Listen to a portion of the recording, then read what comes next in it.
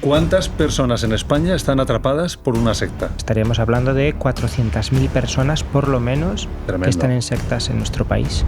¿Qué busca una secta? Una secta busca someter a la persona, ejercer poder, manipular, tener, al final, un ejército pequeño o grande de esclavos. Creo que un líder de secta necesariamente será narcisista, pero puede haber uno que sea un estafador, un timador o también un fanático. Normalmente el gurú no es un farsante, no es un vulgar criminal, se siente un mesías, un dios, un enviado de los extraterrestres, lo que sea, ¿no? El seguidor, el adepto o la persona que está a punto de ser captada lo mira a los ojos y percibe que no le está mintiendo. Como están convencidos, resultan tan convincentes. Entiendo que cualquier persona es susceptible de ser captado por una secta. Las sectas se basan en nuestras vulnerabilidades, lo dije antes. ¿Y quién no tiene? Entonces no va de inteligencia, va de emociones. Efectivamente, es la traducción de Carlos de lo que yo digo siempre de que las sectas no van a nuestra cabeza, sino al corazón. Y el creernos inmune es el primer gran error. Mucho cuidado con los que nos ofrecen soluciones fáciles y recetas mágicas a las cosas complejas de la vida, porque eso es una mentira. ¿Te denuncian muy a menudo, Luis? Yo no me considero un antisectas ni alguien que vaya criticando, yo estoy mostrando lo que ellos quieren ocultar. Gente brillante para el mal. Hoy y ahora en Roca Project tengo conmigo a Luis Santamaría. Él es teólogo, experto en sectas y miembro fundador de la Red Iberoamericana de Estudio de las Sectas. Bienvenido. Gracias, Carlos. Encantado de estar aquí y no lo digo como un cumplido, sino de verdad encantado y agradecido de que me hayáis llamado para estar con vosotros hoy. Qué bueno. Mira, cuando vino aquí Óscar Tarruella, protagonista de uno de los episodios primeros de Roca Project y muy amigo nuestro, nos dijo, tenéis que invitar sí o sí a Luis Santamaría. Me pasó el contacto y fue cuando entonces yo te escribí y te dije, hey, por favor, tienes que venir. Entonces han pasado meses, pero para mí es muy valioso tenerte aquí porque vamos a hablar de un tema que nos puede salpicar a todos, que son las sectas. Es evidente por la presentación y creo que va a ser un programa muy interesante. Yo por lo menos tengo muchas ganas a nivel periodístico de escucharte. Sí, yo invito sobre todo a que se queden los que están pensando, yo nunca caería en una secta. Qué bueno, qué bueno. Sí, sí. Quedaos. Más claro, imposible. Primera pregunta. Te voy a hacer dos, de hecho. ¿Qué es una secta y por qué llevas 26 años de tu vida estudiando sectas? No tengo una definición propia de secta, entonces me gusta copiar, tomar prestada la de mi compañero también de la Red Iberoamericana de Estudio de las Sectas, Vicente Jara, que dice que una secta es un grupo social depredador que practica el mimetismo y el señuelo. Entonces son tres elementos. Depredador, es decir, que va a buscar víctimas, que va a la caza, y para eso utiliza el mimetismo, se hace pasar por grupo religioso, espiritual, asociación cultural, terapéutico, empresarial, academia, lo que sea, y el señuelo, ofrecer algo positivo, algo agradable, algo aparentemente bueno que todos o algunos estarían deseando tener o conseguir. Lobos vestidos de ovejas. Efectivamente, es así, es la diferencia entre el escaparate, ¿no? Una apariencia súper atractiva, sí, y una realidad de manipulación que hay de fondo. Y la segunda pregunta que iba relacionada con la otra, ¿por qué 26 años de tu vida poniendo el foco en eso? Pues porque empecé con 15 años, a raíz de un trabajo en el instituto. Yo estaba estudiando cuarto de la ESO en Zamora y un trabajo que hicimos en la asignatura de ética sobre problemas del mundo actual, pues en un grupo de compañeros trabajamos el tema de las sectas y me cautivó, me atrapó, me captó, podríamos decir. Primero como una inquietud intelectual, esta gente que cree en estas cosas y hace, ¿y por qué? Entonces yo como creyente además interesado en saber por qué otros creían otras cosas con efectos dañinos, ¿no? Y esa inquietud intelectual que continúa, y por eso llevo tanto tiempo investigando, consultando, leyendo, dio paso a una segunda función, podríamos decir, que es la de ayuda, porque empezaron a llegarme, siendo yo un adolescente ya y estando en la universidad, empezaron a llegarme consultas, peticiones de ayuda, gente curioso, desesperada, ¿no? Sí, que no sabía a dónde acudir y a quién preguntar. ¿Y atiendes hoy en día a muchas personas como experto? Es un goteo diario cada vez mayor, y cada vez que aparezco en un sitio con cantidad y calidad de emisiones, como es el caso de esta entrevista tuya, pues aumentan claro, porque al final hay más gente que se entera y entonces busca cómo contactar para pedir ayuda, y es impresionante la cantidad de gente. Entonces has encontrado tu propósito en eso, claramente. Sí, vamos, lo vivo como una vocación más que como una afición. Qué bueno. Que sepáis, quienes no conozcáis a Luis, que es un megatop. O sea, él viene aquí muy humilde, pero se ha paseado por todas las televisiones y medios. Si buscáis su nombre vais a alucinar, de verdad. ¿Te denuncian mucho, Luis? Mira, precisamente lo último que he hecho antes de venir aquí a hablar contigo ha sido pasar por un juzgado. Así que... Pues mira, estoy pensando en algo. Vamos a hacer una cosa. Me gustaría ahondar más en las denuncias, porque si vienes de una denuncia no debe de ser la primera. No me digas nada. Lo dejamos al final, se lo vuelvo a preguntar al final y tenéis que quedaros a escucharlo todo para saber lo que va a responder Luis, ¿vale? Hacemos un poco de spoiler y de trampa. Me gustaría entrar en datos. ¿Cuántas personas en España están atrapadas por una secta? A ver, es difícil calcularlo, pero en los que nos dedicamos a esto y a través de cálculos que hacemos, la percepción del problema, estimamos que cerca de un 1% de la población española está en sectas. Estaríamos hablando de 400.000 personas, por lo menos, que están en sectas en nuestro país. ¿Y en el mundo? En el mundo ya es más difícil porque se estima que esto es algo generalizado, el 1%, pero yo cuando he estado haciendo estudios más concretos de ciertos países he llegado a ver hasta el 2, el 3% de la población. Entonces, bueno, es muy difícil, ¿no? Sí. Ostras, y entonces estaríamos hablando, por ejemplo, en España, ¿cuántas sectas puede haber aproximadamente? Eso sí que es imposible. Vale. Y te pongo un ejemplo. Hace 12 años... 11 años hice un estudio sobre sectas, haciendo una especie de listado, censo, me salieron unas 350. De esas 350, 40 y tantas eran de origen cristiano. Pero es que con el tiempo después, cuando he ido ya profundizando para un libro que escribí, las sectas de origen cristiano, las 40 y tantas se transformaron en 100. Y esa lista va creciendo en... O sea, que vamos a más. Claro, es que no es que vayamos a más, que también, sino que cuanto más investiga uno, más cosas descubre que no aparecen a primera vista. Es decir, hay un montón de sectas, grupos pequeños, desconocidos, que no aparecen en ningún libro, que al final, pues a lo mejor tienen una docena, 20, 30 miembros y llevan quizás 20, 30 años existiendo sin que hayan salido a la luz. O sea, que siguen apareciendo nuevas sectas. Siguen apareciendo, sí. Y yo estoy convencido de que un periodo como el nuestro de crisis a tantos niveles es un periodo propicio para que las sectas nazcan, se difundan y tengan un cierto éxito. Porque no olvidemos que las sectas se nutren de las vulnerabilidades, no solo de las personas, como seguro que hablaremos hoy, sino también de vulnerabilidad social, ¿no? De esas necesidades de sentido, de respuesta, de esperanza que hay en nuestra sociedad. Una pregunta que no sé si te habrán hecho, pero de esas 400.000 personas, que pongamos que es ese número, ¿cuántas de ellas crees que son conscientes de que están en una secta? Pues no sabría decirte un porcentaje, pero hay personas que después de un tiempo se dan cuenta. Lo que pasa es que las sectas tienen sus propias técnicas de retención, a través del miedo, a través del si sales, ¿qué será de ti? A través de... Entonces, algunos han llegado a ese punto de saber que están sufriendo, pero no atreverse a dar el paso. Pero entonces hablaríamos de un porcentaje pequeño. O sea, sí, están en una burbuja, engañados. La mayor parte son personas que no se autoperciben como víctimas de nada, ¿no? Y entonces cualquier familia que pide ayuda porque uno de sus miembros está, no puedes acercarte a él a decirle, bueno, vamos a ver por qué estás en una secta. Claro que no está en una secta. Nadie considera que está en una secta. Nadie quiere reconocer eso tampoco. Efectivamente. ¿Qué busca una secta? Pues una secta busca sobre todo el poder. Una secta busca someter a la persona. Y esto hay que decirlo bien claro, porque en el imaginario colectivo está eso de que la secta va por tu dinero. Primer error, porque si yo estoy yendo a un grupo, a un centro, tengo un colectivo en el que no me están pidiendo dinero, no puede ser una secta porque no me están pidiendo dinero, ¿no?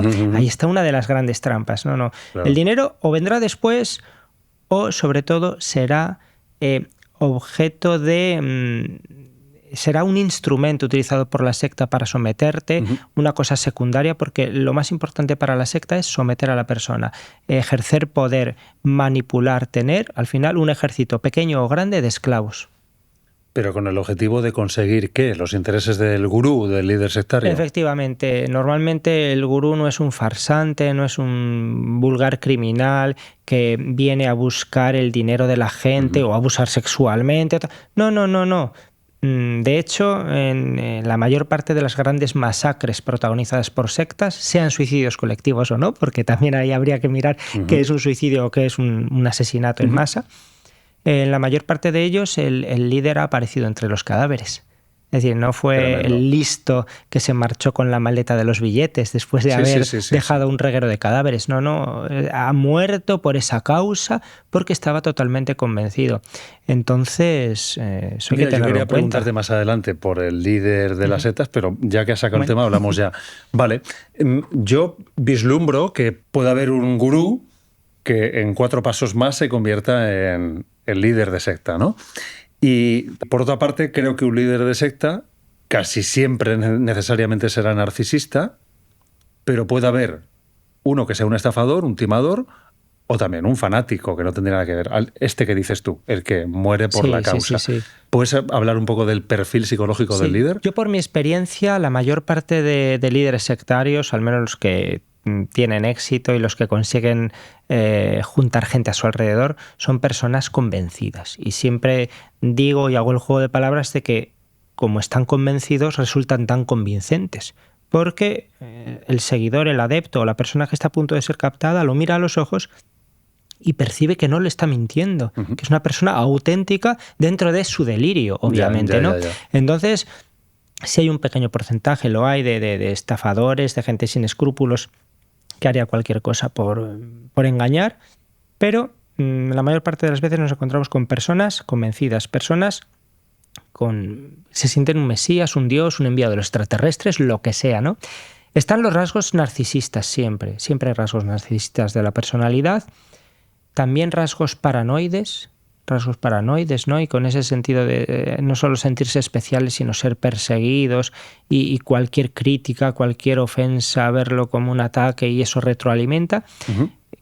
Como narcisistas necesitan un reconocimiento de los que están a su alrededor, imponerse a los demás y en muchas ocasiones también rasgos de lo que llamaríamos psicopatía, lo que ahora llaman trastorno de la personalidad antisocial, pero pues ya sabemos, ¿no? que son capaces de saber lo que está sintiendo el otro, pero no de sentirlo, ¿no? Y entonces resbalarles el daño que estén haciendo a los demás, ¿no? Ellos están por encima de todo, se creen superiores y el que haya personas que se lo reconozcan retroalimenta ese ego y entonces pues acaban creciendo e imponiéndose a los demás de una forma desmedida.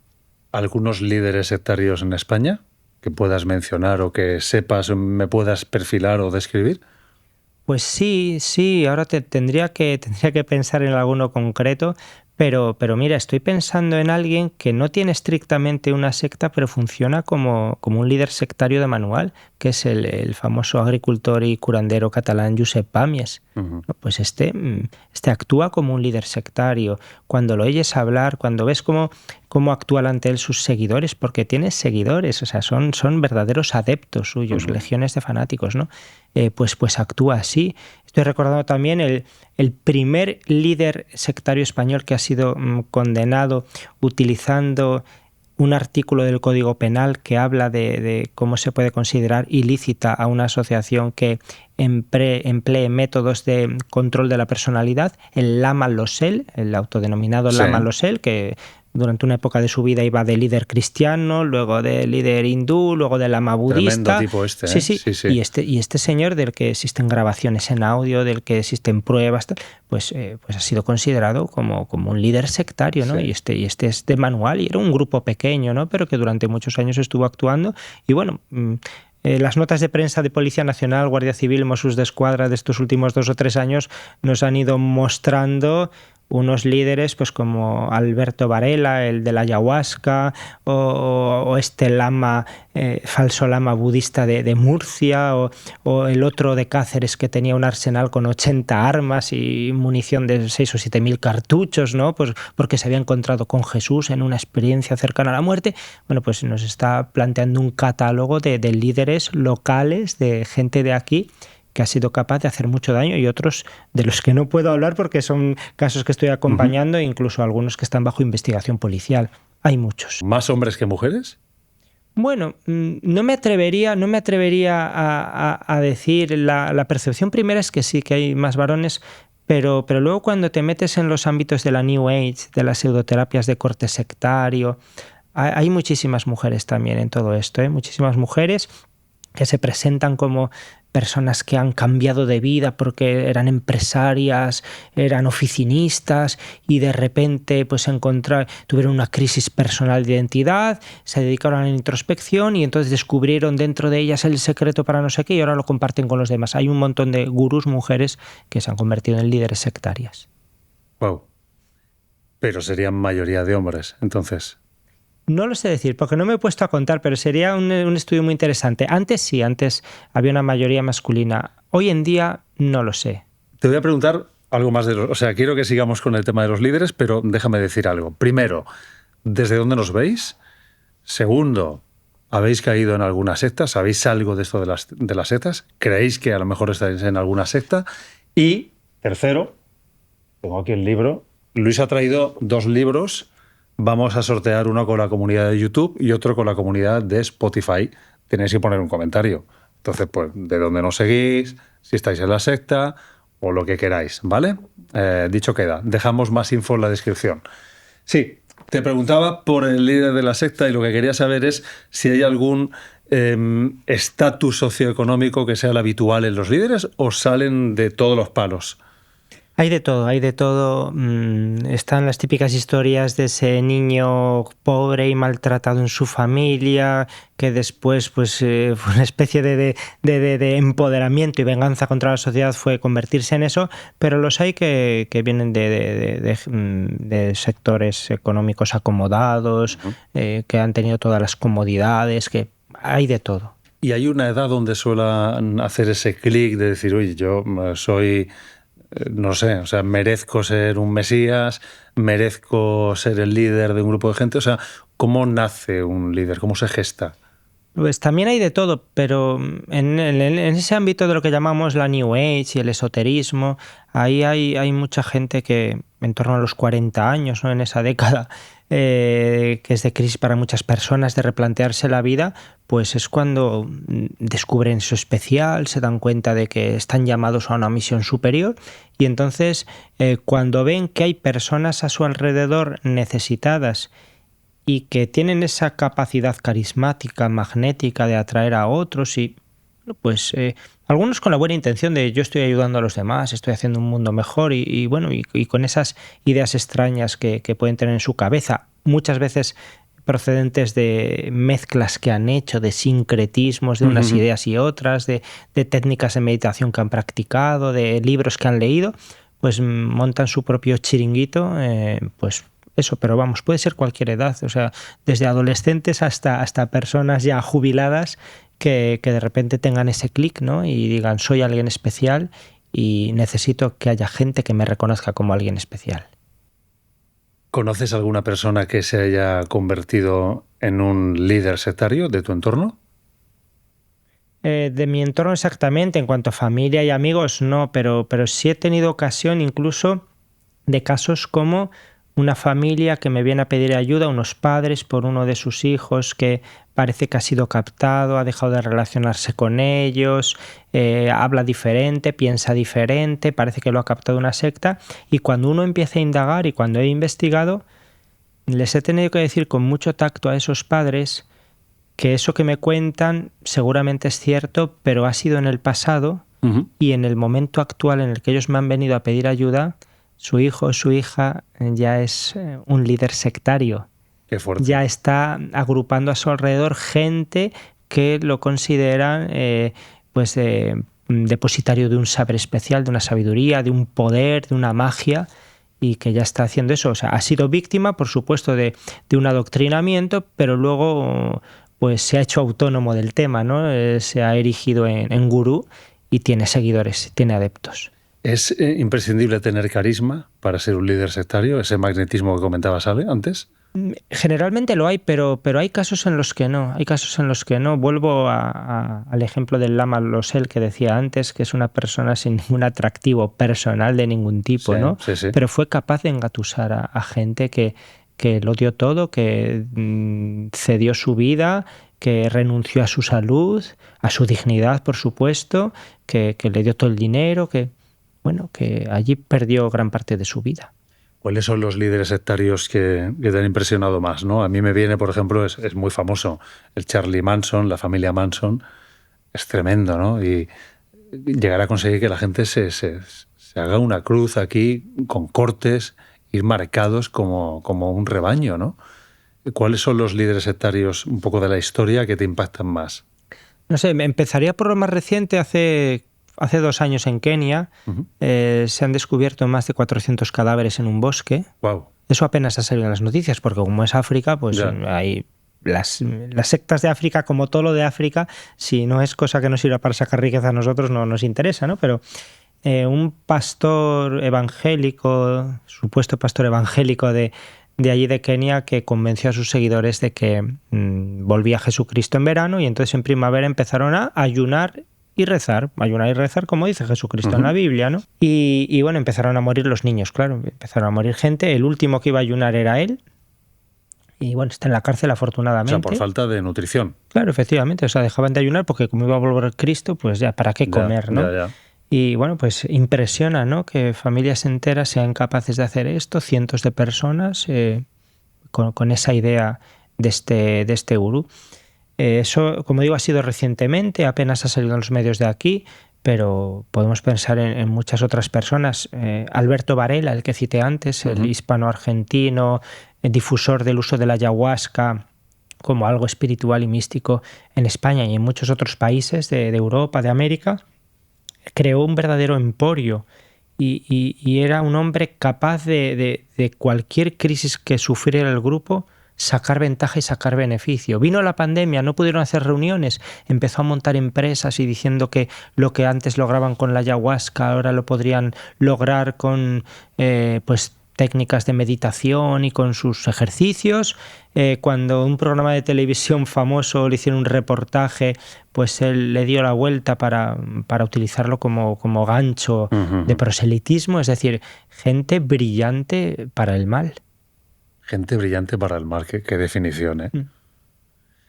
Estás hablando de diversidad de sectas. ¿Cuáles serían los tipos? Entiendo que tiene que haber de corte religioso, espiritual, New Age, empresarial. O sea, hoy en día, ¿cuál es el abanico de sectas que tenemos? Bueno, pues tendríamos que hablar en primer lugar de las sectas clásicas, que podríamos decir, las de origen religioso, pues tanto las que vienen del cristianismo como las que vienen de las religiones de Oriente principalmente, ¿no?, del hinduismo y del budismo, que eso se ha hecho tan popular a lo largo de todo el siglo XX en Occidente. Claro, las sectas de tipo religioso están sufriendo en sus propias carnes el proceso de secularización de la sociedad. Es decir, igual que las religiones, las grandes religiones, las tradiciones religiosas van en declive, pues también las sectas religiosas no llegan tanto a la gente porque no suscitan tanto interés. Claro. Es decir, hoy buscar la salvación, buscar el propósito en la vida con ese sentido más religioso y enmarcado en una institución religiosa cada vez tiene menos popularidad, pero ahí están, antes te comentaba, ¿no?, un centenar de sectas de origen cristiano en España, con más de 200.000 miembros. Ahí están. Como decía, las que vienen del hinduismo y del budismo y que a veces, pues a través del yoga, del mindfulness, de tantas cosas que son populares, que son atractivas, ¿no?, de la cultura y de la filosofía oriental. Y tendríamos que hablar en un segundo momento de las sectas de tipo esotérico, las que nacen sobre todo a partir del siglo XIX, de la teosofía, de la antroposofía, grupos tipo Nueva Acrópolis, los gnósticos. Pues esas están ahí, son importantes. No se presentan ya como algo religioso, a veces algo espiritual, pero es sobre todo conocimiento, ¿no?, como algo más intelectual, más... O sea, están mejor disfrazadas. Claro, efectivamente, y suelen moverse como asociaciones culturales, desde luego que no se consideran religiosas ni quieren aparecer como religiones, están más en esa vía. Y adosadas a esto del esoterismo está la New Age, que es como un esoterismo más difuso, más light. Desastre, un poco. Sí. Y ahí entra de todo, entran desde las pseudoterapias hasta el crecimiento personal, pasando por el autoconocimiento, la meditación, cuestiones de empoderamiento femenino, de educación de los niños, es que hay de todo. En la New Age hay de todo. Entra la magia, la astrología, todo eso de toda la vida también, con nuevos barnices que lo hacen parecer más moderno y menos brujeril. Estoy pensando, por ejemplo, en la famosa canalización de la que se habla ahora, el channeling, ¿no? Eso es espiritismo, es el espiritismo de toda la vida. Lo que pasa es que en lugar de un medium que contacta con un difunto, pues es una persona que es un canal, que es un canalizador y que entonces escribe o pinta lo que los espíritus o los extraterrestres o los atlantes o quien sea le dicta, ¿no? O hace diagnósticos médicos a través de eso, o dice cuál es tu propósito, qué decisiones que tienes que tomar en la vida porque se lo están dictando sus guías. Bueno, pues todo eso. Y tendríamos que hablar de otro capítulo, como bien mencionabas, de esas sectas de tipo comercial, financiero, empresarial, ¿no? Sí, parece simplemente una estafa de tipo piramidal, que lo son, pero hay detrás toda una mística, a veces muy poco espiritual, que es hazte rico, consigue el éxito, ten los mismos Lamborghinis que tengo yo o las novias despampanantes. Esto le va a sonar a más de uno. Sí, claro, y más de uno pues habrá estado a lo mejor pillado, enganchado, pero que desde adolescentes hasta adultos, mucha gente diciendo, bueno, ¿por qué no? Voy a probar, si a esta persona le funciona y se ha hecho rico de forma fácil. Y aquí ya una cosa a tener en cuenta para todos los que nos escuchan.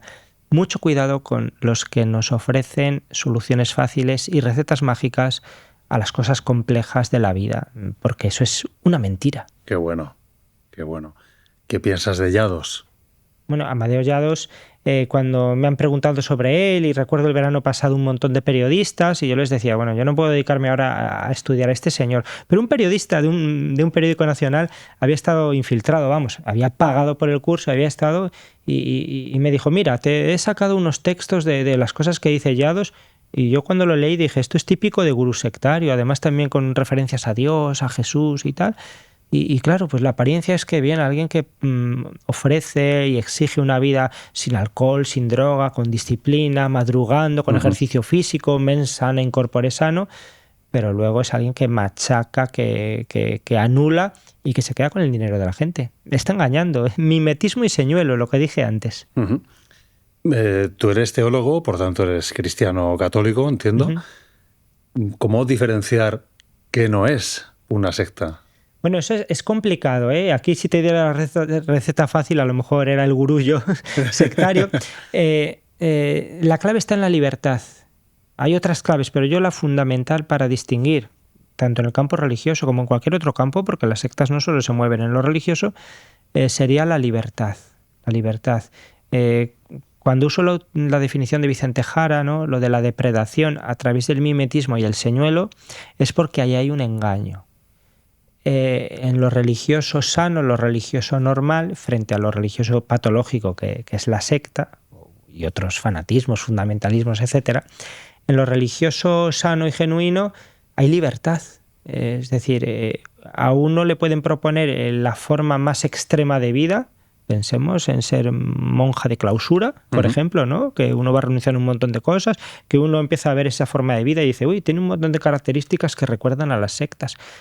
¿Cuál es la diferencia en que uno, cuando va a entrar en uno de estos sitios, cuando le están ofreciendo, le están intentando captar, entre comillas, pues sabe lo que hay? O sea, no está yendo a un taller de costura para convertirse en monja de clausura, no, está haciendo una experiencia en la que sabe que pues renunciará a esto, tendrá este régimen de vida, madrugará a tal hora para rezar, etcétera, etcétera. Entonces puede entrar dando un consentimiento informado, que siempre está el riesgo de que haya manipulación, porque en las relaciones humanas siempre está ese riesgo. Pero es que en las sectas eso es sistemático, ¿no? Ofrecer un escaparate, como te decía antes, para atraerte y cuando estés enganchado, pues que ya no puedas escapar de la trastienda.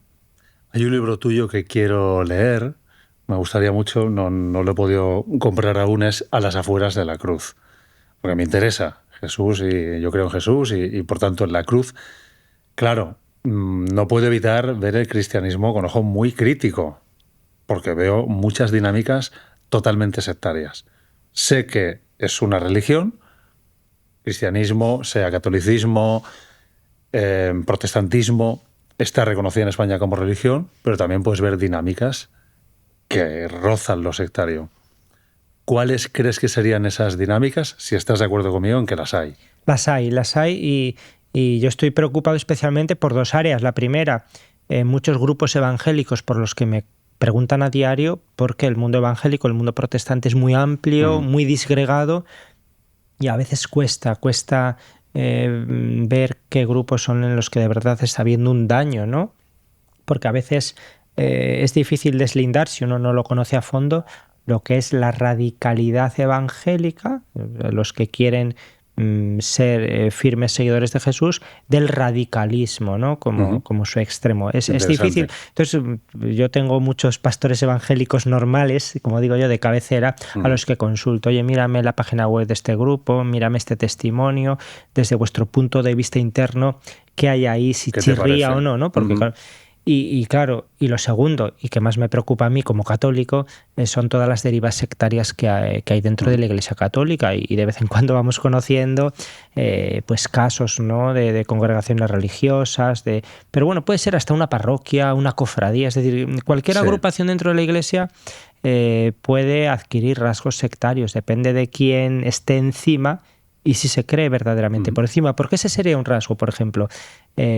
Pensamos, la Iglesia Católica sobre todo, pero bueno, cualquier comunidad cristiana es jerárquica por naturaleza, desde el principio del cristianismo. ¿Cómo es esa jerarquía?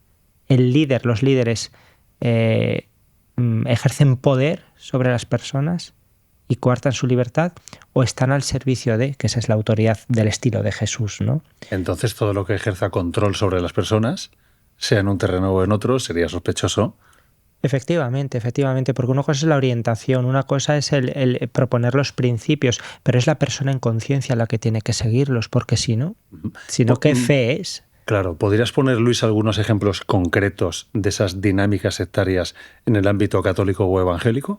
Pues, por ejemplo, cuando se identifica la voluntad del líder, sea en un ámbito o en otro, con la voluntad de Dios.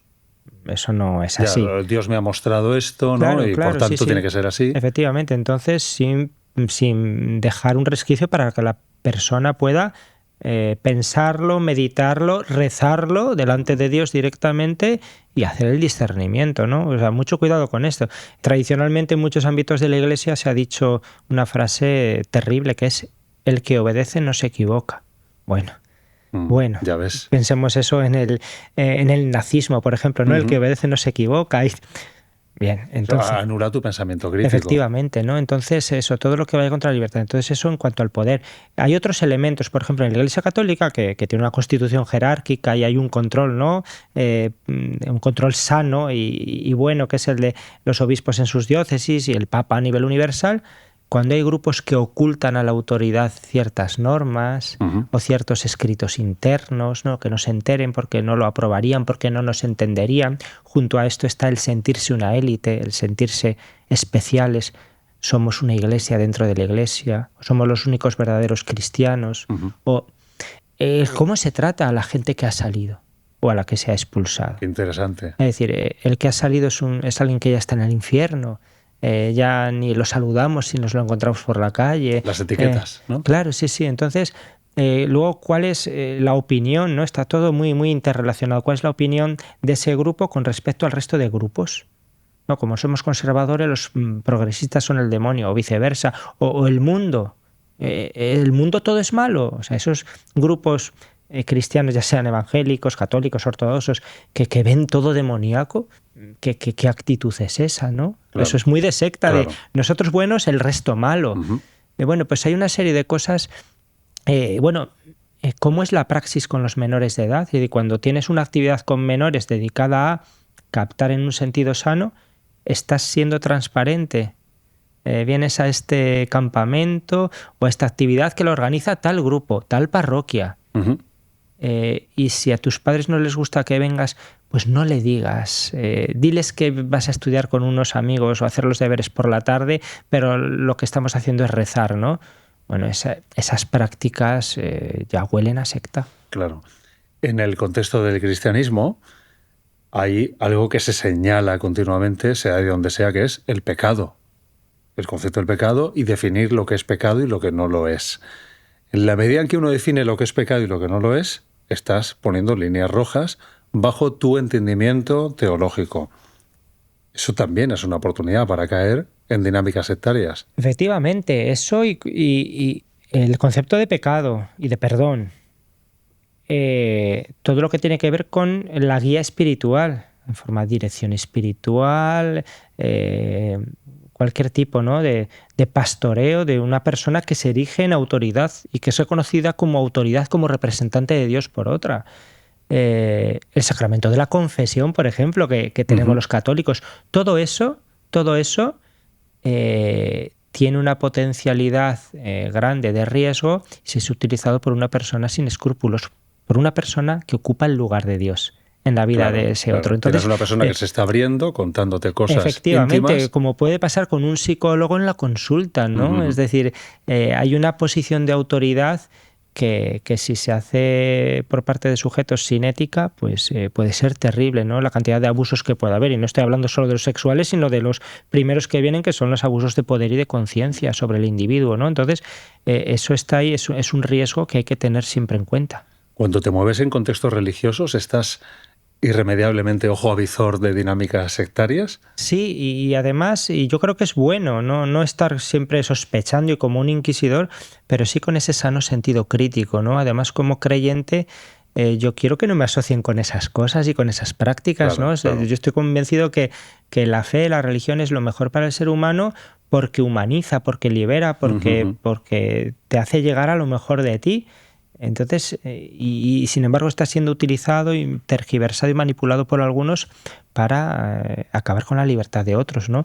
Yo soy profesor de religión en instituto ahora mismo y yo se lo digo a mis alumnos cuando trabajo con primero de bachillerato, que es el último año que los tengo, ¿no? Y con más madurez, con más bagaje, ¿no? De vida, de conocimientos, y entonces me paro a estudiar las técnicas de persuasión coercitiva con ellos.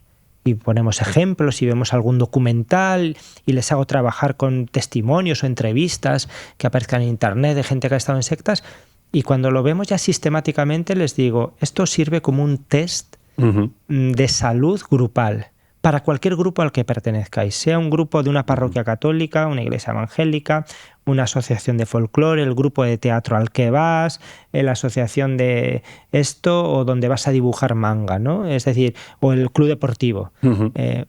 Para que identifiques y para que digas, uy, si coinciden muchas de estas cosas, no será una secta, pero tiene dinámicas sectarias. ¿Podrías dar un listado así rápido de aspectos en los que estar atentos para detectar, oye, esto podría ser una secta? Bueno, copiando a mis amigos los psicólogos de Invictus Investigación, podríamos hablar de 6 categorías de técnicas de persuasión coercitiva. Técnicas de aislamiento, técnicas de control y manipulación de la información, técnicas de control emocional, técnicas de control de la vida personal, el adoctrinamiento en un sistema de creencias absoluto y maniqueo, y la imposición de una autoridad única y extraordinaria que es el líder. Casi nada. Entonces lo que tenemos que estar atentos es a este tipo de ítems, ¿no? Cuando estemos en un grupo, porque cualquier grupo es potencialmente convertible en una secta. Pues sí, podría convertirse, no en una secta quizás, pero sí en tener muchos rasgos sectarios. Vale, porque creo que de fondo hay un tema interesante y es el sentimiento de soledad, que quizás te hace más vulnerable de caer en una secta, ¿no? O sea, no nos gusta estar solos, tenemos necesidad de grupo, y entiendo que las sectas juegan con generar ese grupo que te abraza, que no te excluye, que te integra. Sí, y eso es especialmente potente no solo a la hora de captar a personas que se encuentran acogidas y con ese calor humano, sino sobre todo a la hora de retener. Porque si me voy de aquí, si me bajo de este barco, entonces sí que voy a estar solo para siempre. Claro. Y posiblemente lo lamente, y a lo mejor viene el Armagedón, claro, o viene el cataclismo, y yo no me voy en la nave extraterrestre, o yo no me voy a lomos del caballo de Jesucristo. Sí. Se acaba el sentimiento de pertenencia. Efectivamente, identidad y pertenencia. Entiendo que cualquier persona es susceptible de ser captado por una secta. Sí, así es. Y recuerdo una vez que en la radio en Zamora la siguiente pregunta improvisada fue: ¿tú, Luis, podrías caer en una secta? Y sí. Es decir, a mí cuando me dicen, bueno, ¿y cuál es el perfil de persona más susceptible de ser captado? Y digo, pues bueno, fundamentalmente, y abre los ojos el periodista, digo, que respire y que le lata el corazón, ¿no? Es decir, que estemos vivos, que estemos vivos. ¿Por qué? Porque las sectas se basan en nuestras vulnerabilidades, lo dije antes. ¿Y quién no tiene?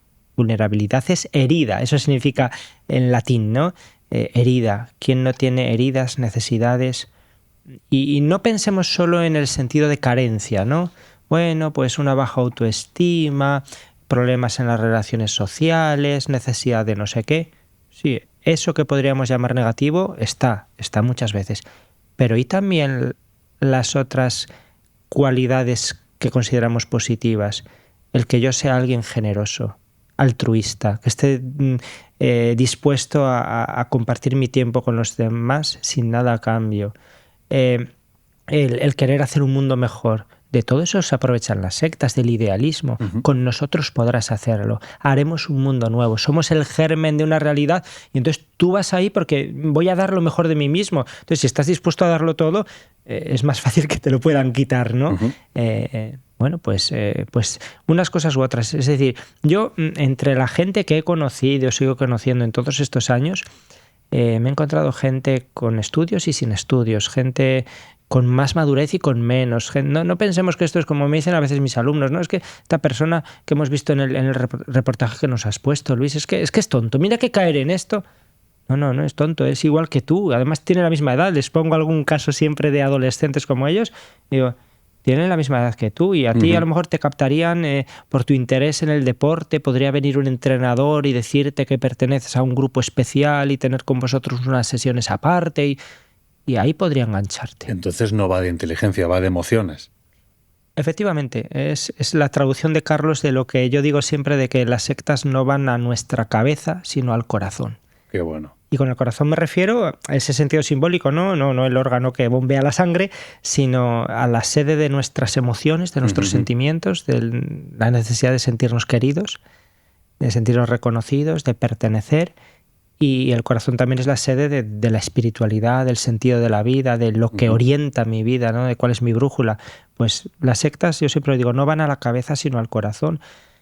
Está claro. Entonces, personas, decimos que son vulnerables por, yo qué sé, haber perdido a alguien, una enfermedad, situación económica deplorable, pero también personas, por lo que estás diciendo, con una apertura al crecimiento personal y a lo espiritual, son grandes candidatos. Sí, porque alguien que sea materialista, puramente materialista, bueno, pues le podrán pillar esos que predican la prosperidad, el hacerte millonario, lo que sea, pero la mayor parte de las sectas, y cuando hablamos de la New Age, por ejemplo, pues siempre van a ir a por gente y van a ser capaces de atraer a gente interesada en conócete mejor a ti mismo. ¿Quién no necesita conocerse mejor a uno mismo? Encuentra la respuesta a esto que estás viviendo ahora, descubre cómo, por ejemplo, la trampa esa famosa de ¿sabías que solo utilizamos el 5% de nuestro cerebro? Viniendo a nuestras técnicas, a nuestras clases, esto por ejemplo lo usa Cienciología a veces, ¿no? Entonces, bueno, pues podrás ir creciendo en ese puente hacia la libertad total, desarrollando todo el potencial de tu mente. Promesas. Claro, ¿a quién no le interesa todo esto? Al final el reclamo es interesante y es bueno, ¿no? Mira, te pregunto esto porque nosotros tenemos una audiencia que está interesada en el crecimiento personal y yo soy consciente, yo también, ¿eh? O sea, y es algo que se va produciendo si tú sigues Roca Project, porque traemos personas que se enfocan a distintas áreas del crecimiento personal. Por tanto, entiendo que en nuestra audiencia hay personas que pueden caer en redes sectarias y por eso también quería traerte, ¿no? Para que, aunque estemos abiertos, que creo que es buenísimo estar abierto a aprender, pero no perder el sentido crítico. Porque yo creo que nos pasa un poco esto a todos, ¿no? Cuando vemos sectas o te cuentan, y yo te escucho y pienso, pero ¿cómo es posible caer en eso, no? Parece... Yo no caería. Claro. ¿Sabes? A mí no me pasaría. Y el creernos inmune es el primer gran error, el creernos inmunes a esto, ¿no?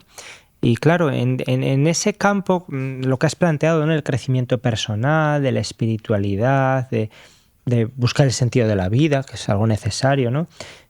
Algo a lo que tradicionalmente respondían las religiones y que en nuestro mundo actual pues se ha puesto en duda, ¿no? Y se buscan otros métodos más personales, más de experiencia y que no sean de tradición.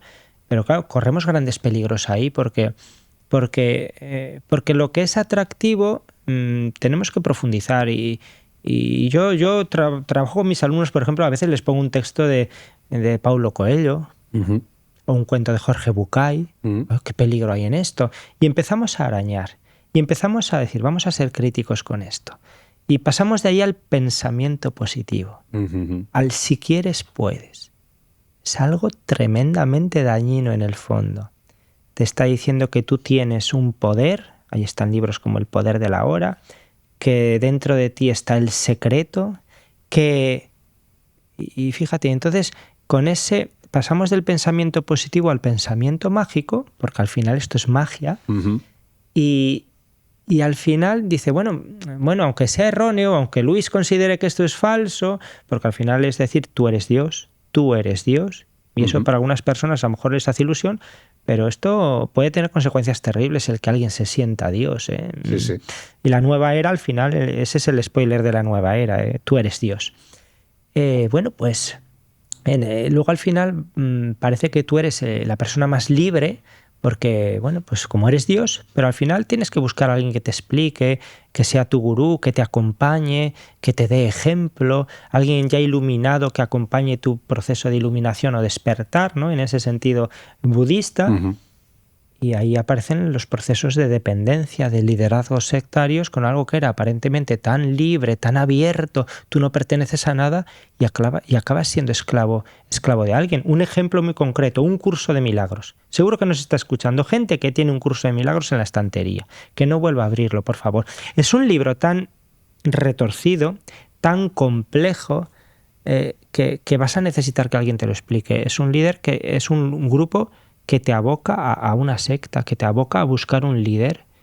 Es terrible. ¿Puedes dar un poco más de información para que no sepa de qué va? Y es un manual de reforma del pensamiento. Pues un curso de milagros es un libro así de gordo, tapas azules con letras doradas. Recuerda vagamente a una Biblia.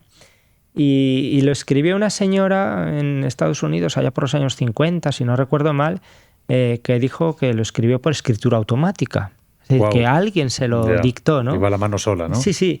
Y lo identificó con Jesús. Entonces, claro, pues a mucha gente cristiana o de tradición cristiana o de valores cristianos dice, oye, pues esto puede ser una revelación de Jesús, ¿no? Y bueno, pues al final lo que viene a decir un curso de milagros, en resumen, sus 365 lecciones, es que la realidad no existe tal como la conocemos. La realidad no existe. El mal no existe, el pecado no existe, la enfermedad no existe, ¿no?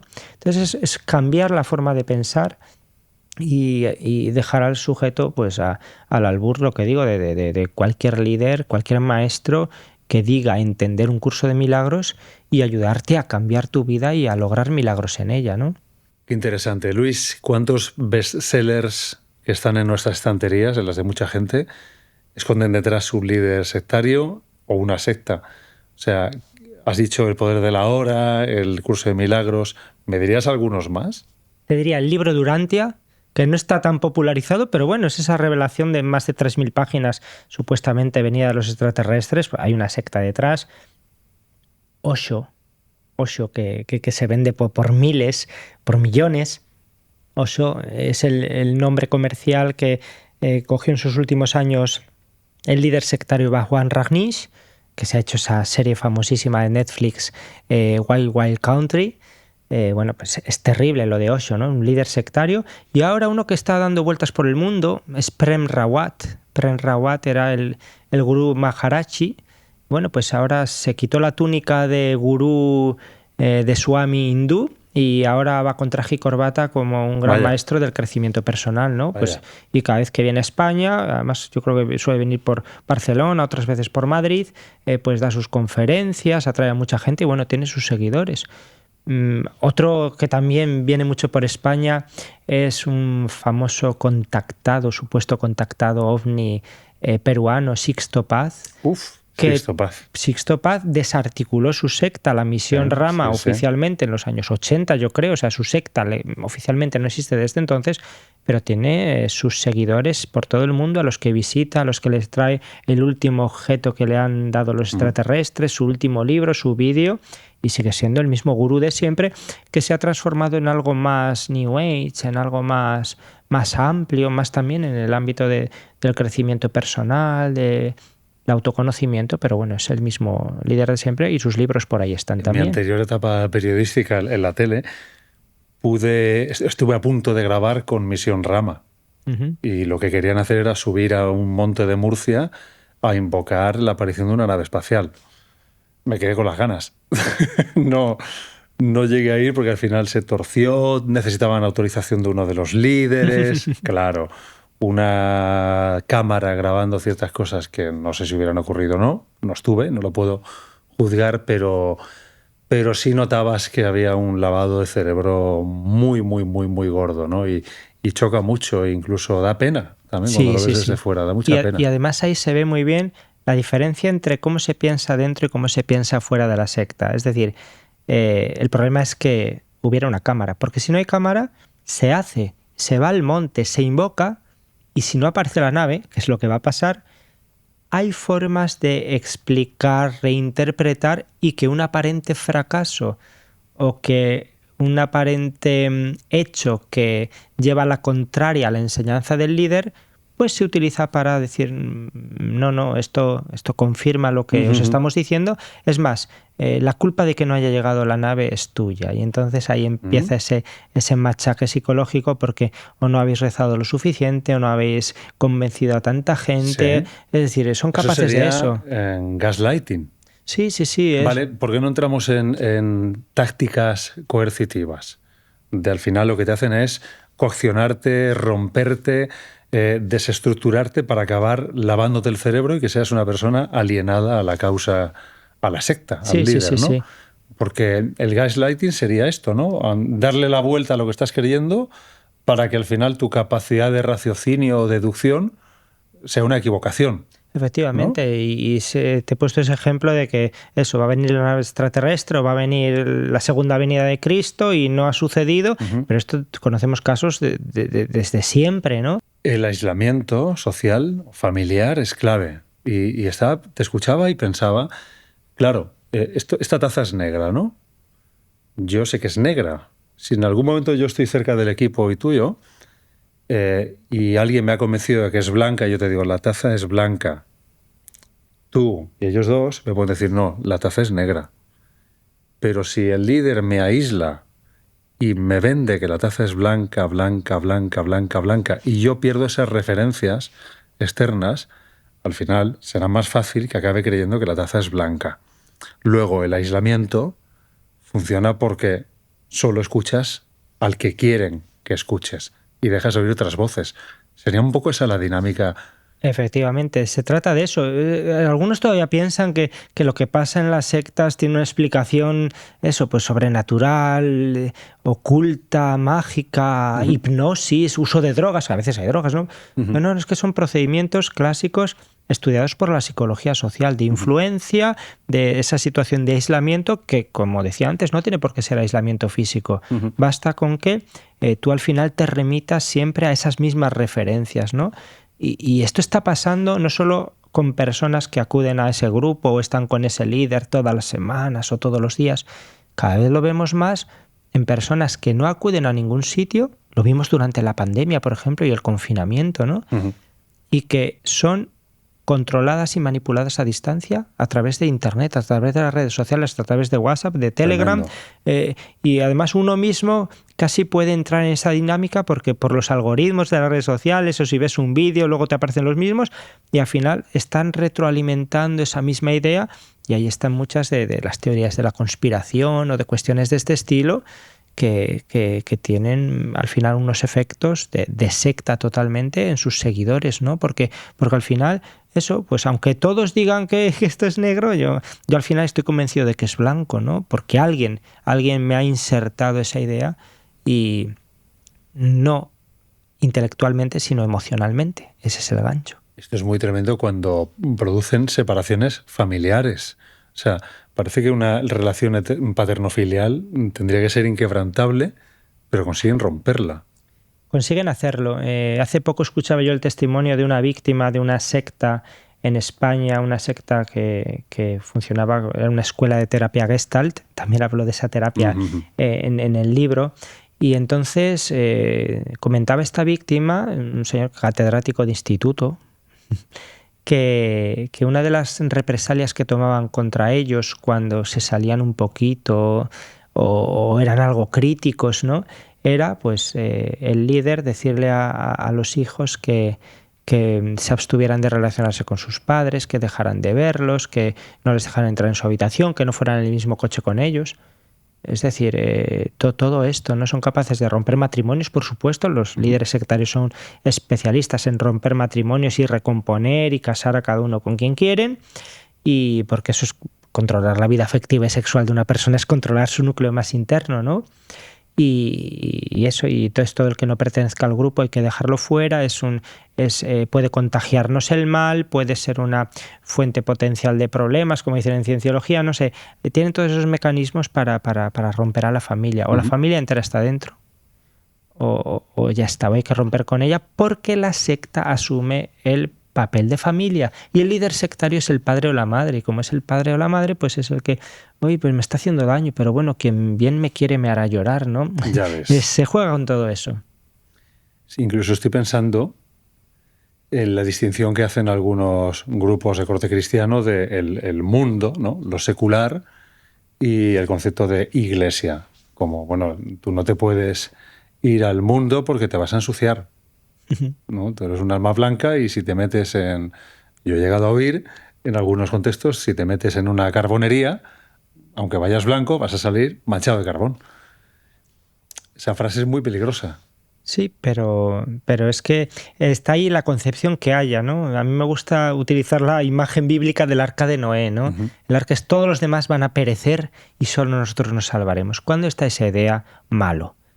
Porque es verdad, claro, en las sectas son muy hábiles para tomar, en el caso de las sectas de origen cristiano, tomar de la Biblia interesadamente las frases concretas que suponen una condena al mundo, ¿no? Pero claro, ahí cuando se habla del mundo es esa dimensión negativa del mundo, y se dice que el demonio es el príncipe del mundo y no sé qué, pero claro, además lo está diciendo uno, Jesús, que se encarna en el mundo y que se mancha del carbón. Porque se mete en la carbonería. Claro, se mete en la carbonería. Entonces, ahí está, es un tema ya muy, muy interno de interpretación, pero está claro, ¿no? Esa encarnación. Entonces, claro que, ¿y cómo va a ser malo el mundo si lo ha hecho Dios? Que ahí está todo el problema de, como en cualquier religión, de buscar cuál es el origen del mal. Si Dios ha hecho un mundo bueno, ¿por qué es malo? Bueno, la culpa es nuestra, ¿no? Y desde el principio, y ahí aparece un árbol, una serpiente, un chico y una chica desnudos, para explicar de esa forma tan bonita, ¿no? Que el mundo es bueno porque lo ha hecho Dios. Todo lo que ha hecho es bueno. Lo que es malo, pues habrá que lidiar con ello, ¿no? Entramos en otra táctica coercitiva, que sería la información, ¿no? Sí. La información que facilitan desde lo que es la propia secta, y la información a la que no te dejan acceder desde la propia secta. Efectivamente, y uno puede decir, claro, ¿qué censura puede haber en una secta si todos tenemos acceso a la información? Pero son muy hábiles para decir qué debes leer, qué no debes leer, a qué no tienes que hacer caso, qué fuentes de información son las legítimas o no. Al final la única fuente de información es el propio gurú, que es el que tiene la sabiduría. El resto de gente miente. Entonces en las sectas también se inventan terminología, una jerga propia, cambian el sentido de las palabras. Es decir, al final es todo un mundo pequeño en el que el lenguaje te está poniendo unas orejeras para que no veas el resto de la realidad, o para que viéndolo lo descartes, le quites importancia, porque solo es importante lo que dice la secta, ¿no? Entonces, las sectas han sido siempre el reino de los bulos y de las fake news. Siempre tienen algún elemento verdadero que es el que atrae, ¿no? Y junto a eso construyen toda una gran mentira, que es en la que está atrapado el adepto. Es que es el señuelo que decías en la introducción, en la definición, ¿no? Claro. Si no hay una causa que me interese, si no hay un beneficio o una promesa, ¿para qué voy a entrar? Sí. Y entonces eso, yo veo que esto me sienta bien, me hace bien, o veo que están contando una cosa que es verdad y es comprobable, pero claro, junto con eso hay otra serie de cosas agregadas que, bueno. Y luego es cierto que hay otra táctica coercitiva que sería... no sé cómo llamarlo, Luis. Mira, lo voy a llamar el círculo de la vergüenza. A ver si me explico. Sería aquello de exponer en el grupo sectario lo que has hecho mal para ser avergonzado y, por tanto, golpeado y sometido más.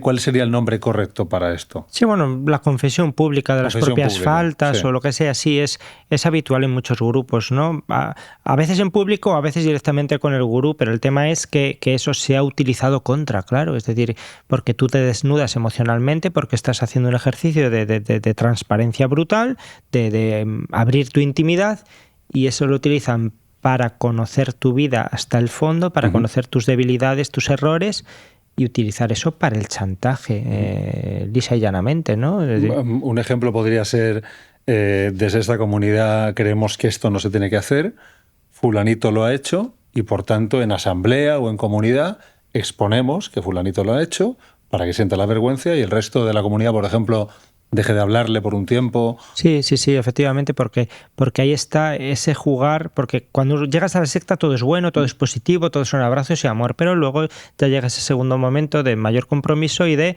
las intimidaciones, las amenazas y el jugar con el premio y el castigo, ¿no? Es decir, y aislarte si has hecho algo mal, es una infracción, lo que tú has hecho mal no solo es malo para ti, sino que nos daña a todos, y entonces el que tú tengas al final que someterte a ti mismo para volver a gozar del favor del grupo, no solo del líder, ¿no? Entonces, esto es muy propio de las sectas. Junto a eso está, claro, no solo la confesión pública, sino la delación, el que unos se espíen a otros, y se genera un ambiente muy tóxico.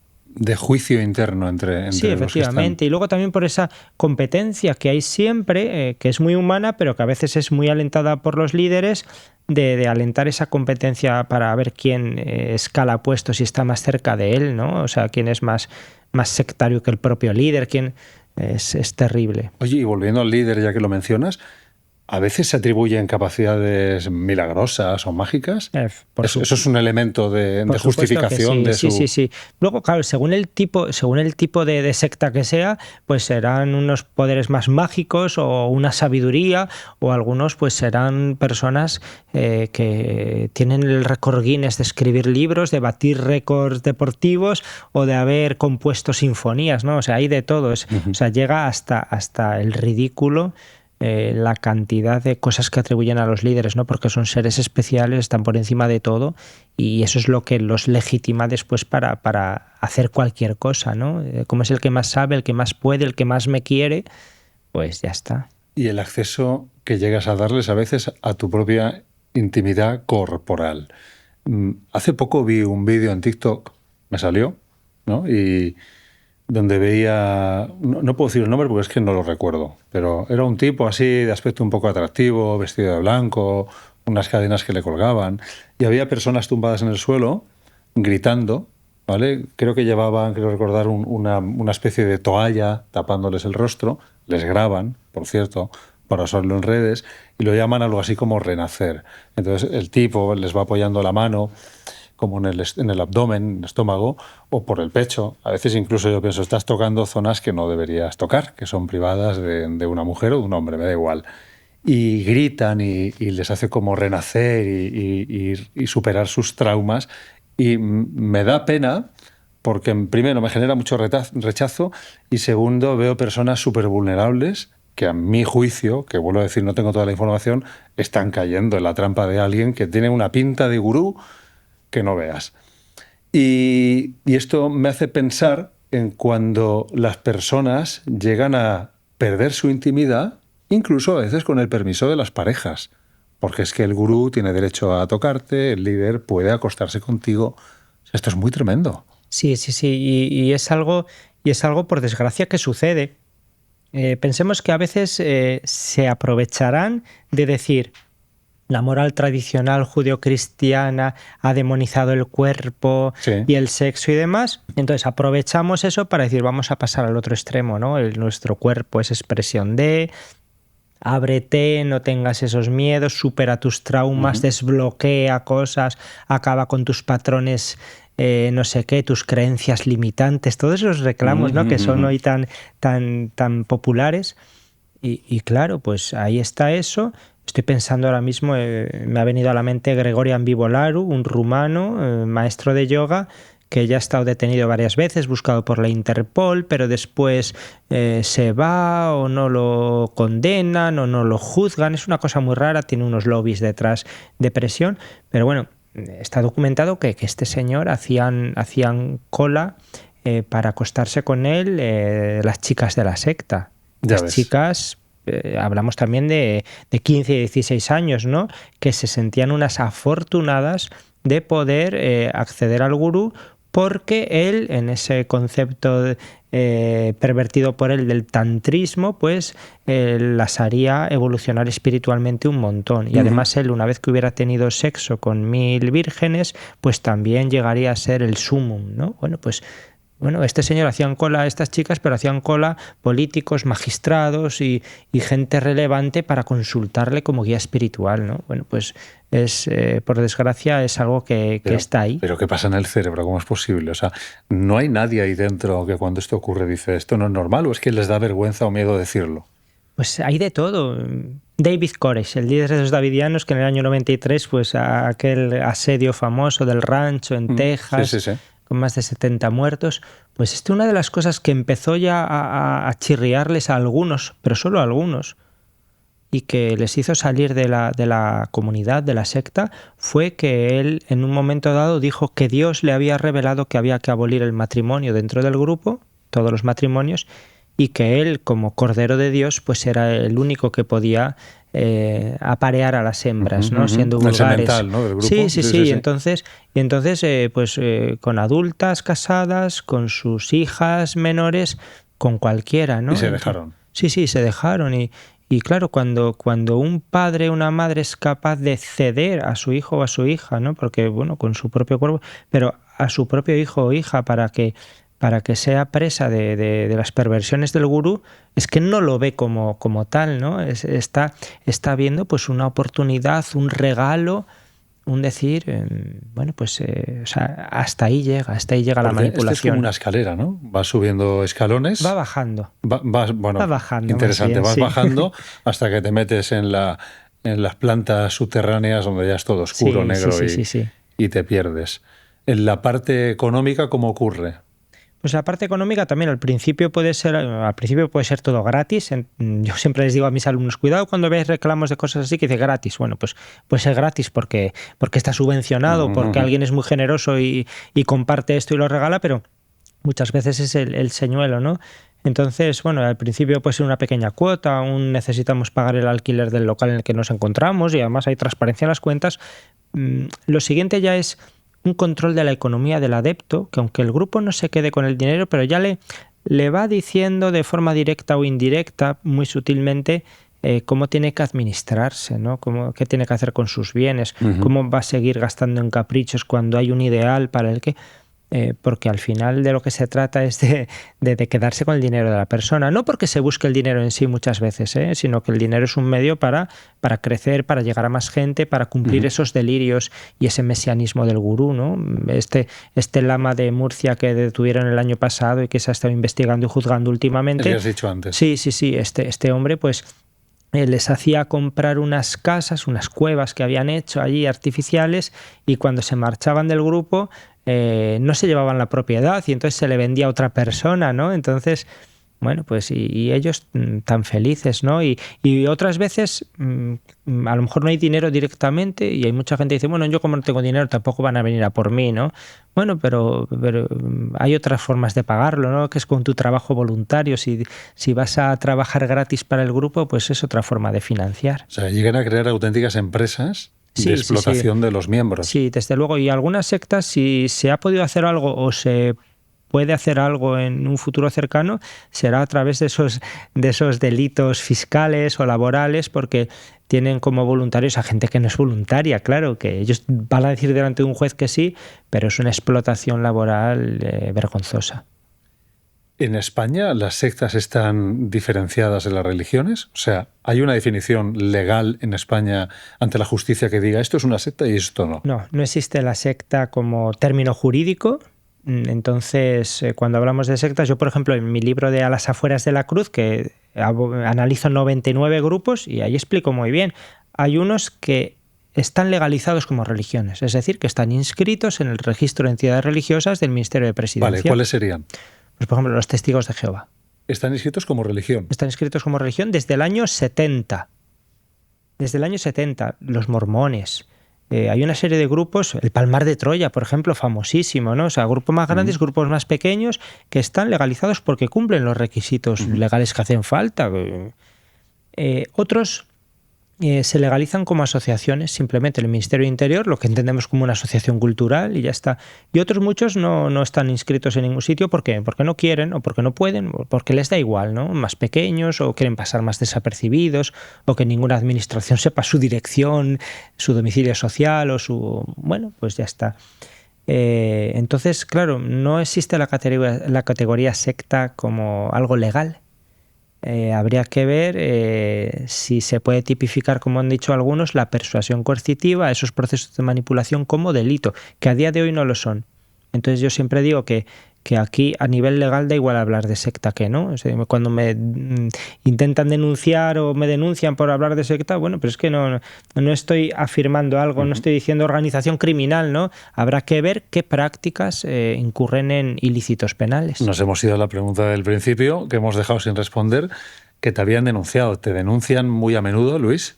Me amenazan muy a menudo. Lo de los burofax es esa cosa tan vintage, ¿no? Y mensajes de bufetes de abogados diciendo o retira lo que ha dicho de nuestro cliente o nos veremos obligados a tomar las medidas legales oportunas. Eso ha sido...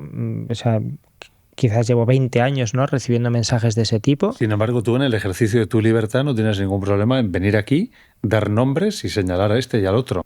Amenazan con denuncias. Me han amenazado muchas veces y solo una vez he tenido que comparecer ante un tribunal, que ha sido, pues, ayer. Justamente. Ayer, justamente. Justamente. Por ejemplo, ¿testigos de Jehová alguna vez han tenido alguna causa contigo? No, han estado a punto, porque precisamente a raíz de la publicación del libro A las afueras de la cruz, pues claro, pues cuando me entrevistaban o publicaban reportajes sobre él en un montón de medios, pues me preguntaban, bueno, ¿cuáles son las sectas más grandes que aparecen en tu libro? Pues la más grande, los Testigos de Jehová. Y entonces empezaban a sacar comunicados solicitando la rectificación en esos medios, los propios Testigos de Jehová. Y la última vez que lo hicieron fue muy curioso porque dijeron, por decir lo mismo que ha dicho el señor Santamaría, les recordamos que fulano de tal, el secretario entonces de la Asociación Española de Víctimas de los Testigos de Jehová, ha sido condenado a una multa de 5.000 euros. De forma muy indirecta estaban diciendo que si sigues, pues sí, te demandaremos también tiros, y pasará, ¿no?, lo mismo, ¿no? Pero bueno, aquí estoy esperando a esa demanda. Hace falta valor para hacer lo que tú haces, defender a los indefensos e ir hacia organizaciones, algunas muy poderosas.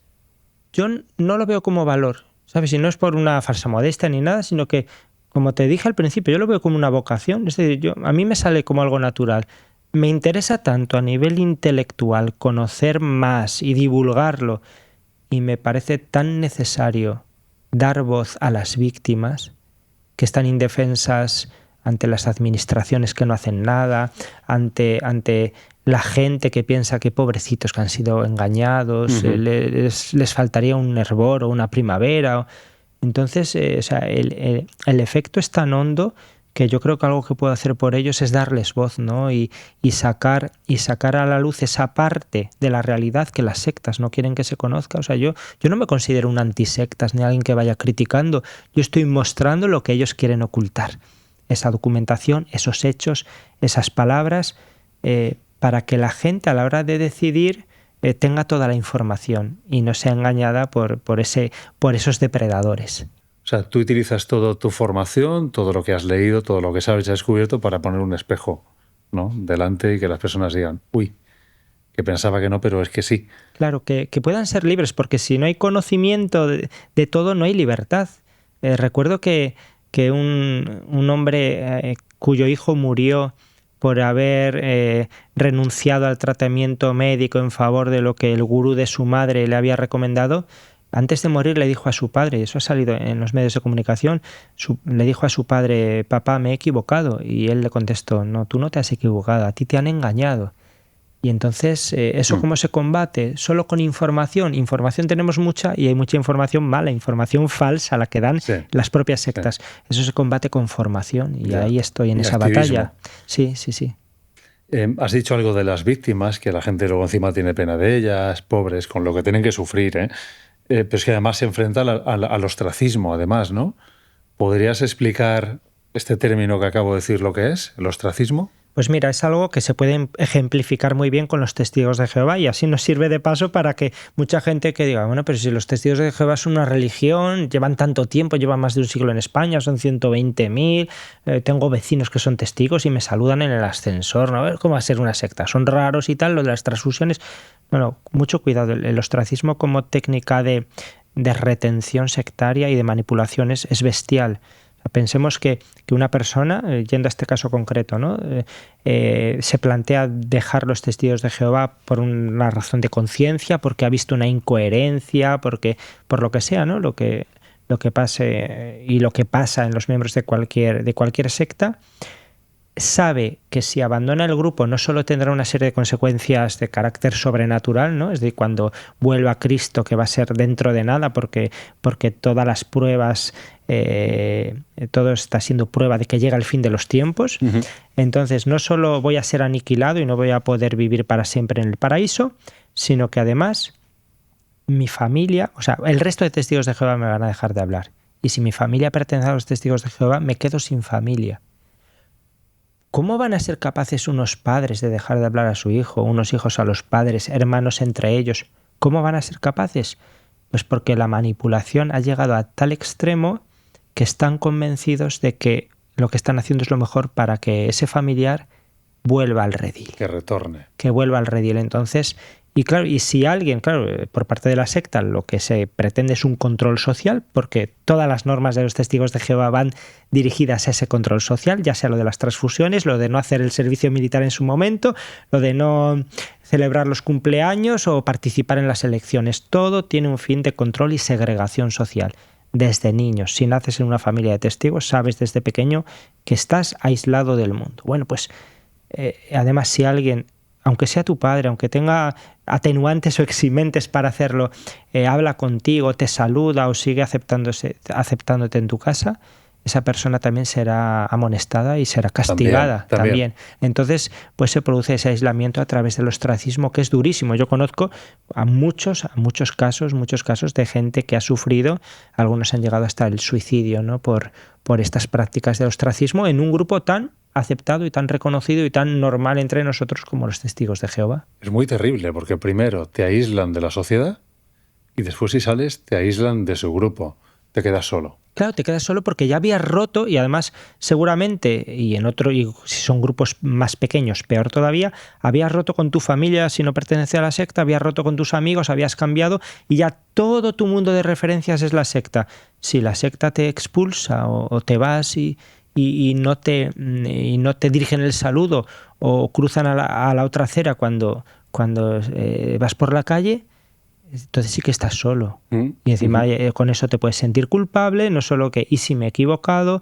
Y ahora viene una dana o un terremoto o una pandemia y entonces está cumpliendo lo que dice la Biblia, lo que me habían enseñado. Es terrible. Yo conozco a personas que después de haber dejado esta secta y haber recibido terapia y haberse sanado interiormente, ante una catástrofe mundial, tener una regresión bestial y tener eso por dentro de ¿y si me he equivocado? ¿Y si tenían razón? Sí. ¿Y si no he sido lo suficientemente fuerte, valiente, paciente? Y volver al grupo. Efectivamente. Volver a la caverna. Sí. Me pregunto cuántos de los que nos veis estáis metidos en algo así. No lo sé, no os vamos a juzgar, porque creo que a la última persona a la que hay que juzgar es a la víctima. Sí, ¿no? sí. Por supuesto, ¿no? ¿Cuántos habremos pasado por grupos de este tipo sin saberlo o estaremos metidos, ¿no? Bueno, no lo sé, me parece súper interesante todo lo que comentas. Estás hablando de cómo se sienten cuando salen de ahí. ¿Qué tipo de secuelas hay? Porque entiendo que te han destruido psicológicamente, emocionalmente. Tu autoestima tiene que estar por los suelos. Sí, ha sido un trauma. Es decir, darte cuenta de eso, hayas estado poco tiempo, mucho tiempo, claro, depende del grupo, de la intensidad, de lo que tú te hayas implicado, pero es un trauma y entonces después del trauma viene el estrés postraumático, ¿no? La vergüenza. Claro. Reconocer que me han engañado y me he dejado engañar en cierta manera. Yo he colaborado, yo he sido cómplice de mi propio proceso de captación y manipulación. Entonces, reconocer eso, perdonarse a uno mismo, es dificilísimo muchas veces. El recuperar todo lo que se ha perdido, las palabras que he dicho y que han hecho daño a mi familia o a mis amigos, los cortes de relación que pueda haber habido, todo eso, recuperarlo. A veces ya no se puede recuperar. Si ha muerto alguien y no estuve allí cuando lo estaba pasando mal y no me he despedido. O sea, hay Claro, gente que queda tocada de por vida. Sí, la carga de conciencia, ya ves. Entonces, eso, luego todo lo que he vivido dentro. Luego también, en muchos casos, se une el que yo he salido, ya debería estar feliz porque estoy fuera, porque soy libre, porque aunque haya perdido dinero, que se queden con el dinero, que lo importante es mi propia libertad, ¿no? El tomar las riendas de mi vida. Pero resulta que, estando dentro, yo capté a otros. Y siguen ahí. Y me gustaría ir a rescatarlos, pero sé que no me van a hacer caso, ¿no? Entonces, es todavía otra cosa que se carga sobre la propia conciencia, ¿no? Y te decía lo de tomar las riendas de la propia vida, es algo durísimo para muchos. Piensa, por ejemplo, en los que han nacido dentro de la secta. Porque yo, cuando una persona ha sido captado por una secta, luego sale, vamos a hacer arqueología para buscar tu yo de verdad, porque ha sido sustituido, ¿no?, por el yo sectario. Entonces, claro. Volver a lo de antes. Yo, de forma muy básica, claro, porque esto es misión de los psicólogos que se dedican a este tema. Yo hago una orientación muy básica y normalmente los derivo a un profesional de la salud mental que conozca este tema y que pueda hacer un acompañamiento terapéutico serio. Bueno, pues cuando alguien ha nacido dentro de una secta, lo que se llaman adeptos de segunda generación es que no tienen otras referencias. Hay que enseñarles a socializarse, a vivir en un mundo. A veces no saben ir a una entrevista de trabajo, no saben emprender una relación de pareja, no saben... como el león que ha nacido en un zoológico. Claro, sí. Es decir, son personas que han estado en una cautividad, efectivamente, en una cautividad psicológica, emocional, espiritual. Entonces es dificilísimo. Entonces, y luego hay una serie, a veces, trastornos de conducta sexual, de conducta alimentaria, del sueño, episodios de ideación, de todo, ¿no? Posibles tendencias a pensamientos suicidas. Puede haber de todo.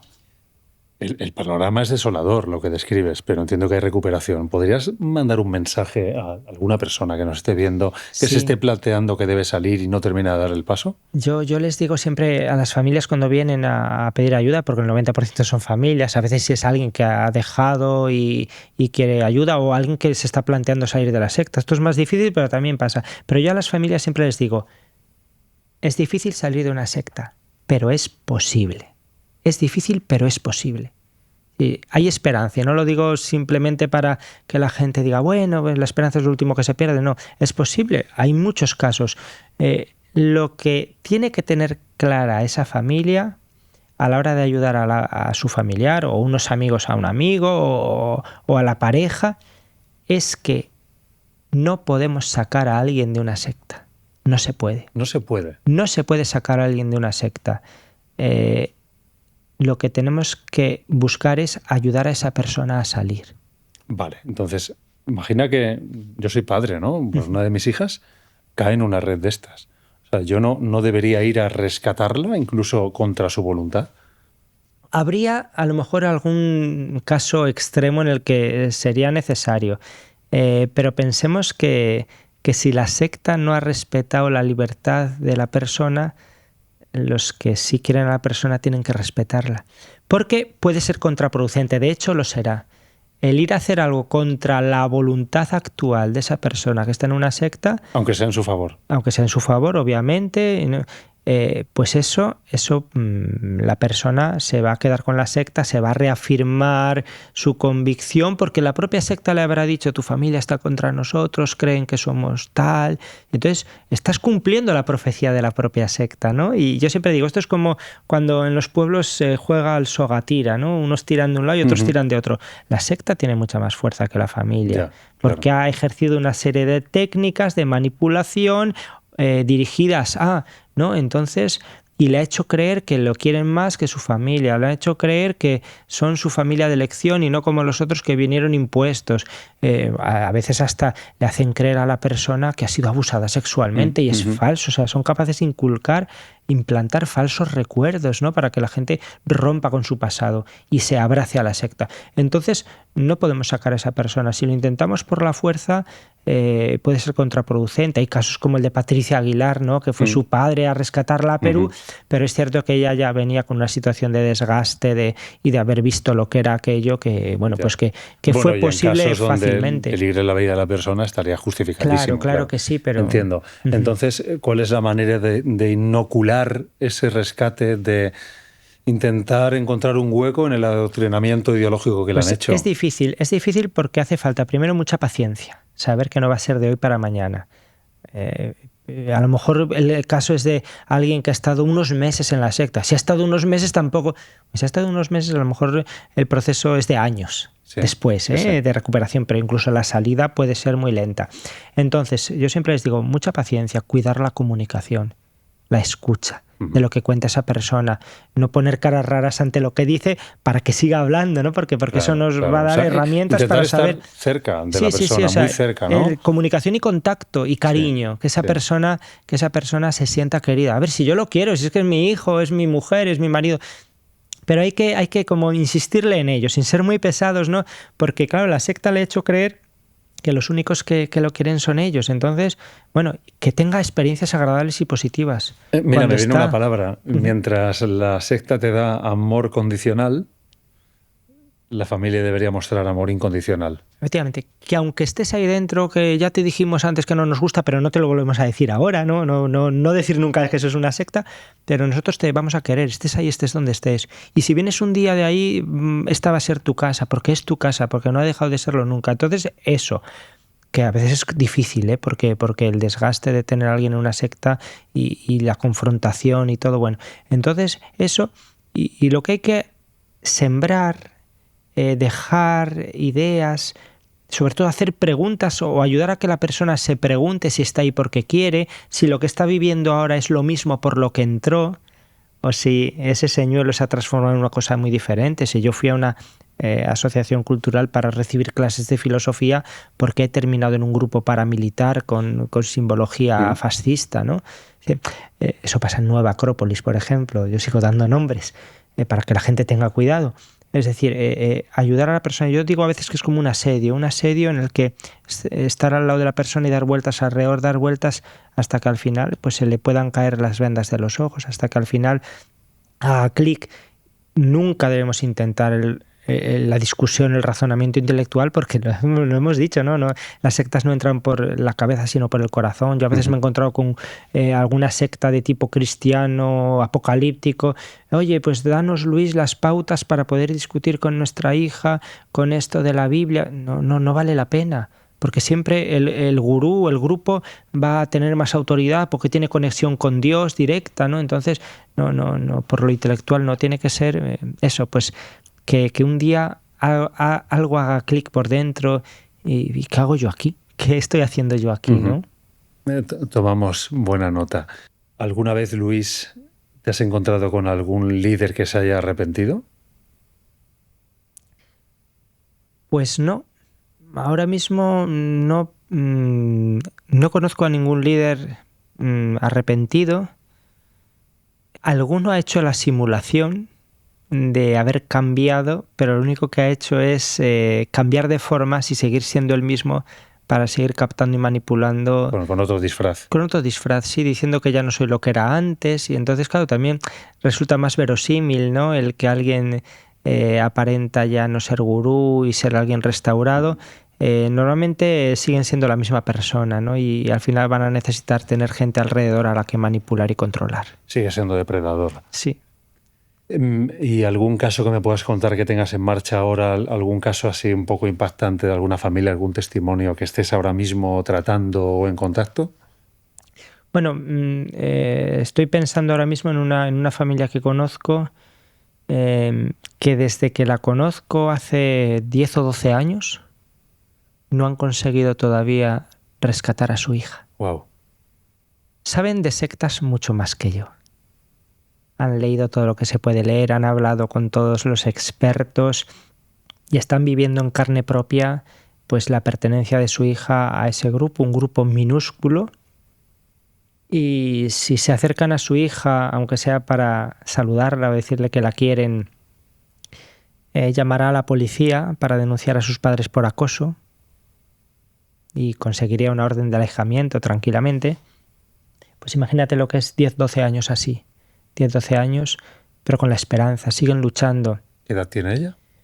Ella tiene, pues, yo creo que tendrá 40 y tantos años.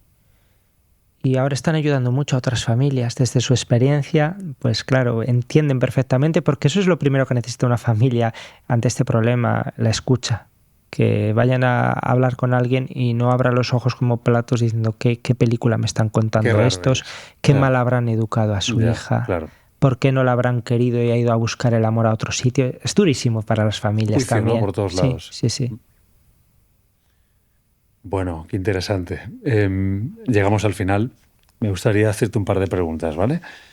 La primera es, ¿cómo te enfrentas a la certeza de la muerte? Pues con tranquilidad y con esperanza. A ver, la muerte de los demás, la muerte de la gente querida duele y duele mucho. De mi propia muerte, sobre mi propia muerte tampoco pienso mucho, pero como cristiano lo vivo como una realidad natural, normal y con una esperanza grande en la otra vida o en la otra parte de la vida. Me gusta más hablar, ¿no?, de la otra parte o la otra orilla de la vida que decía un profesor mío de teología, ¿no? Es decir, Cristo ha resucitado, yo estoy convencido de ello, creo en ese testimonio de la Iglesia desde los comienzos y que hay vida después de la muerte. Entonces, por eso lo vivo con esa normalidad que está también con el dolor, ¿no?, de la muerte, pero así, simplemente. Y cuando estés en esa otra vida que comentas, ¿cómo te gustaría que te recuerden? Pues como alguien que hizo lo que pudo y que en medio de muchos errores y muchos defectos, pues intentó hacer el bien, intentó ayudar a las personas e intentó ser consecuente con eso que creía, ¿no?, con mi fe. No me cabe duda, por lo menos a mí me va a quedar ese recuerdo. ¿Me tienes un regalito, veo algo ahí en la esquina? Te he traído para una la santería. cosa muy pequeña. Es un corazón. ¿Vale? Es un corazón, porque yo he pensado, si esto lo ven como programa del corazón, a lo mejor tenemos más audiencia. Esa es la broma. Seguro. Esto es el corazón de Jesús, es un símbolo muy típico, ¿Vale? muy tradicional. Sí. A veces parece muy carca, ¿no?, entre ¿Qué los pone? cristianos. ¿Lo quieres leer? Y te lo leo. Pone, detente, el Sagrado Corazón de Jesús está conmigo. Eso se llama detente. Y esto es una cosa que tiene su historia muy vinculada al carlismo y tal. Habrá gente que diga, bueno, Luis, ¿de dónde nos ha salido con esto? Sí. Pero fijaos, el corazón de Jesús lo que representa es el amor de Dios, y esto entre los soldados se hizo popular para llevarlo encima como un escapulario, como una medalla, y al final, pues decir, Jesús me protege. Hombre, seguro que murió gente atravesada por disparos con esto, pero a mí me parece un signo muy bonito, muy sencillo, porque yo creo que la fe es algo muy sencillo. A veces hemos montado mucho aparataje y muchas cosas, y al final es el amor de Dios, ¿no? Hemos hecho cosas muy sectarias. Sí, entonces, bueno, pues simplemente esto, ¿no? Qué bueno. Pues el detente, te lo cojo con mucho frente agrado. al mal y eso, Jesús como centro de la vida. Pues yo es que ya me conocen. Yo soy un fan de Jesús. Para mí Jesús lo es todo. Por tanto, no tengo mucho más que añadir. ¿Quieres decir algo que yo no haya dicho? ¿Algo que no me haya respondido con lo que quieras cerrar el programa? Te dejo cerrarlo a ti.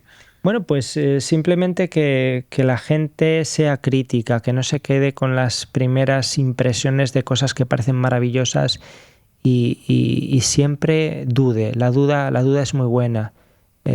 Hay certezas, pero la duda también en la fe es buena para quedarnos con lo esencial y para sobre todo no dejarnos manejar por otros que se creen dioses. Porque en el fondo, y haciendo un análisis teológico, ya no psicológico de esto, las sectas me parecen un problema de idolatría, ¿no? Se pueden entender como grupos, personas que ocupan el lugar de Dios, y solo Dios es Dios para una persona. No lo puede ser nadie. Muchas gracias. A ti, de verdad. Gracias, ha sido un placer.